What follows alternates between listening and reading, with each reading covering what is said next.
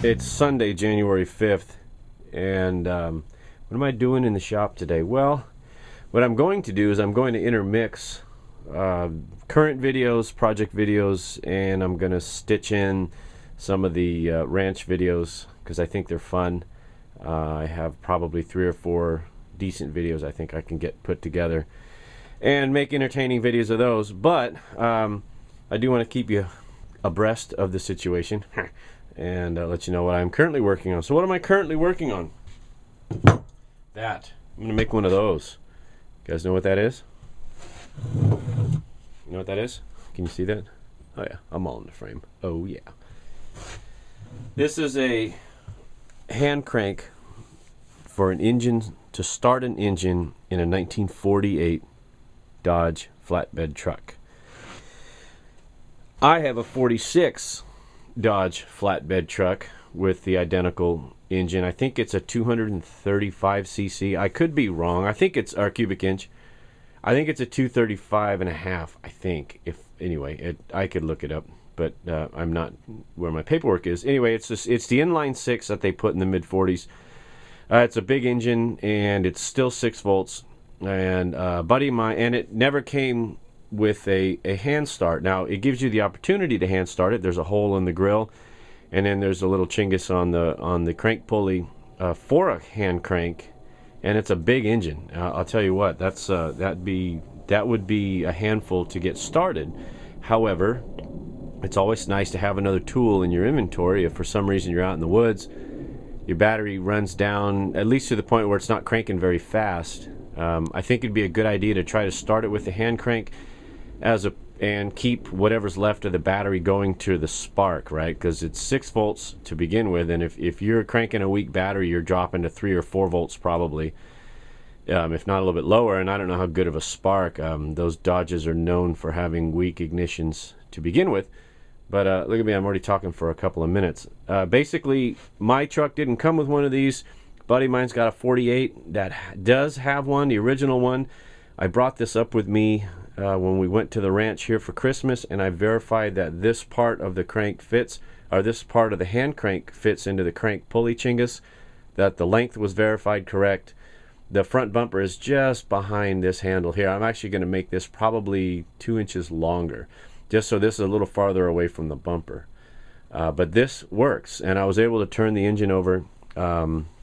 I didn't attempt starting it because the ground's really soft up there, and that's not a very good winter rig because it's heavy and it's got those street tires. Works well in fall and summer for gathering firewood, but I digress. Okay, that's a lot of talking. So I'm going to sort through my inventory of crap, and yeah, this is one of those projects. I bought that truck in 2001 or 2002, shortly after I bought the property up at the ranch.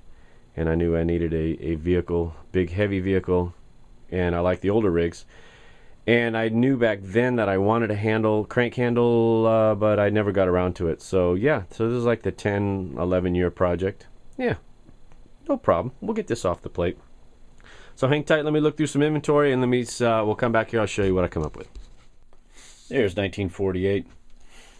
I think I pointed out earlier, these scratches here was right where the front of the grill was.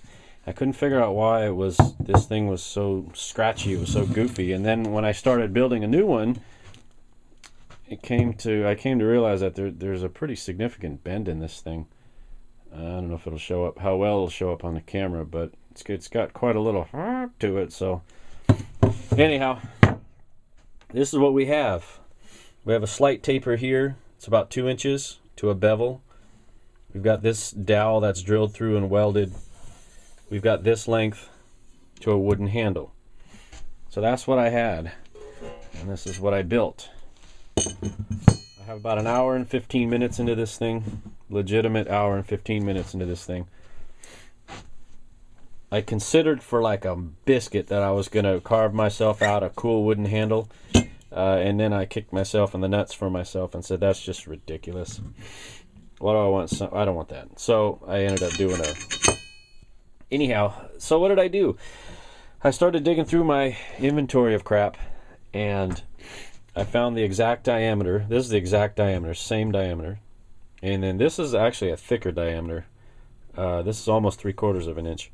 But it was already bent in this little S. I have no idea what this was from, but it's exactly as you see it to like right here. It's a little warm. Everything's still a little bit warm. But you will notice one thing. See, I do have the 2-inch taper to a bevel, the dowel pin. I went about 3.5 inches longer. And the reason why I did that is when this thing was seated in the crank pulley, this was like right up against the front bumper. I think my 46 has a bumper that sticks out farther than my buddy's 48. So I didn't want this that close to the bumper because I could imagine my hands smashing into it. So I went a little bit longer. Let's see. So when you lay it on there like that, it's that much longer. It's about 3 inches. Actually, that's about 3.25. But yeah, I mean, this was a real neat project to get the TIG welder out. Not that I need a reason to get the TIG welder out, but it was nice to be able to get it out. I drilled this hole really tight for this dowel. Is it still warm? No. So I kind of did it as a hammer fit, and it was tight. So I just put a little boogies on either side, on the bottom side too. Oop, keep that. And then we moved up to here because they were dissimilar diameters. What do you think, Troy? All right, I don't know. I like the heavy stuff. I could really turn the amperage up and get this stuff to flow. But I came in and I split it. I brought the bandsaw. I got the bandsaw and I split it down like this, and then I cut in like this, right? And then they keyed in together, and then I welded them. That should be plenty strong. Split a washer here. This is a piece of 3/4 inch EMT conduit. Now this one's still warm. And then I just put a washer on the end to retain it, and then filled it with some weld. It's not very pretty, but yeah. So that's that. That's where we sit. And I know somebody's probably going to say, "Oh, why don't you just go on the interwebs and buy one?" Well, I don't know. I could have bought one, but this gave me a good reason to practice some TIG welding. It gave me a good reason to use some of the steel that's been sitting around in my hoard, and it's cool. It's mine. It's cool, and I'm going to paint it a Rust-Oleum hammered. What color is this? Bronze? Brown. Hammered brown. I don't know. Poo-poo brown. Because I got a can of that. I got a ton of spray paint. Alright, so I'm going to run a little Scufferoonie on here, put a couple coats of this hammered stuff on. I'll be back in just a minute. Rust-Oleum. Hammered brown finish. This may be an exercise in futility. I've never hand cranked an engine this size before. I'm almost certain it's a 235. I'd have to check my paperwork on it. I have it written down inside the house, and I'll verify that. But the straight six kind of big, and when I was messing with that handle there, just to get the engine to turn over to make sure it was right, it looks like it would be kind of a handful. So this crank may only get used once, and then I'll put it back under the seat, and it'll never get to see daylight again. It's possible. I don't know. We'll see. So there it is.